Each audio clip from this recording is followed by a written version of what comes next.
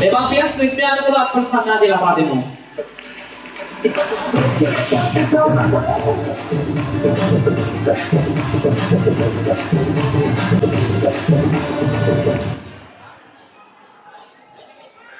එන්න චූටි දුවට සමුදෙන්න සිද්ධ වෙනවා. ටොපිය හොඳට පළදින්නේ නෑ සමහරු. ඒක විනිශ්චය මණ්ඩලයට අපි කියමු. අනිවාර්යයෙන්ම හොඳට නිරීක්ෂණය කරන්න. ටොපිය අනිවාර්යයෙන්ම හිස මත පැනදිය යුතුයි. නැත්නම් ඔක්කොම තරගෙන් ඉවත් වෙනවා. හරි. ආයෙත් පිට.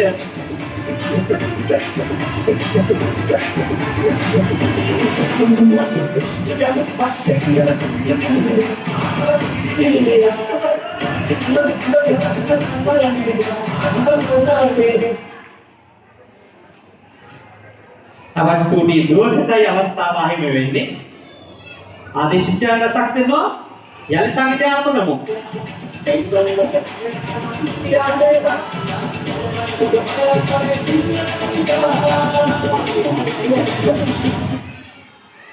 මෙන්න චූටි පුතාට අවස්ථාව අහිමි වෙන්නේ. මෙන්න යලි තරගයක් කියන්න කයි.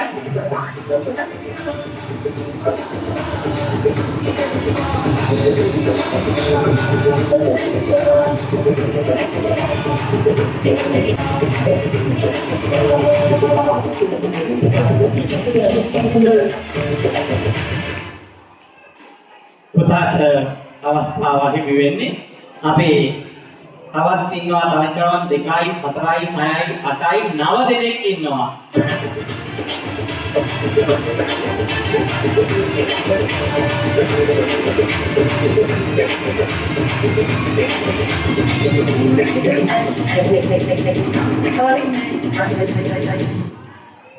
මෙන්න දුවන් කොපියේ පැරද ගන්න මොහොතේම සංගීතය නැවතුණා. 8 දෙනයි තාමත් ඉන්නේ.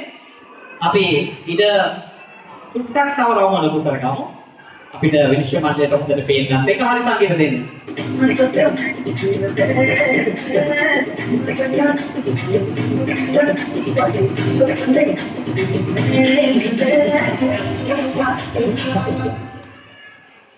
මෙන්න චූටි දුවට තරංගය අහිමි වෙනවා.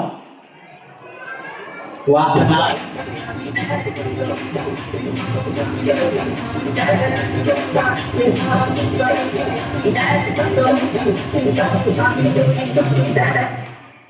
මෙන්න චූටි පුතාට අහිමි වෙනවා තරගය. 2යි 4යි 6 දෙනෙක් සිටින්නේ.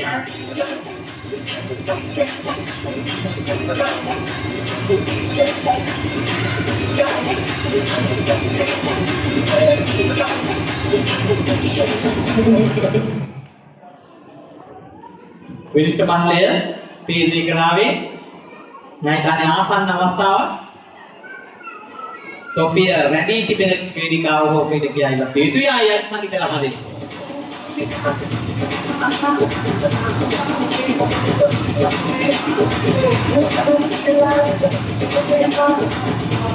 ටොපිය කරන්නේ අන්න දුවට තරගය අහිමි වෙන්නේ. හරි.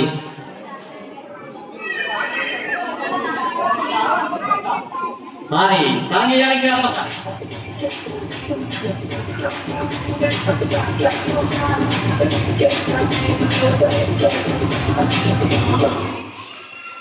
මෙන්න දුවට තරගය අහිමි වෙනවා. දෙදෙනෙක් තමයි ඉන්නේ. අපි මොහොතක් වැඩියෙන් සංගීත ලබා දෙමු.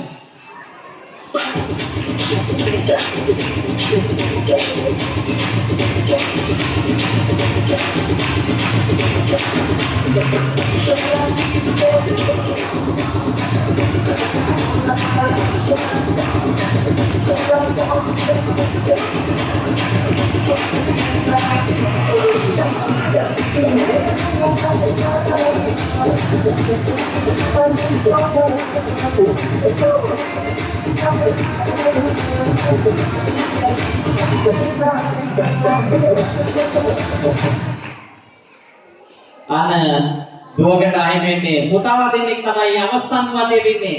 අපේ විනාඩියක් පමණ සංගීත ලබා දෙමු.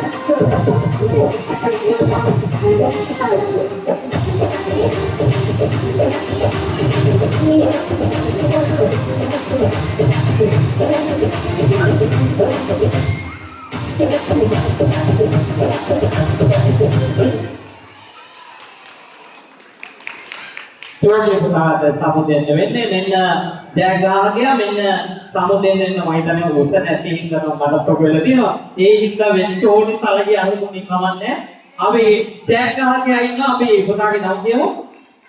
කාලහර පුතාට උණුසුම ප්‍රසන්නතාවයක් ලබා දෙමු. අද ආවිශිෂ්ට තරගේ ජයග්‍රාහකයා. හරි.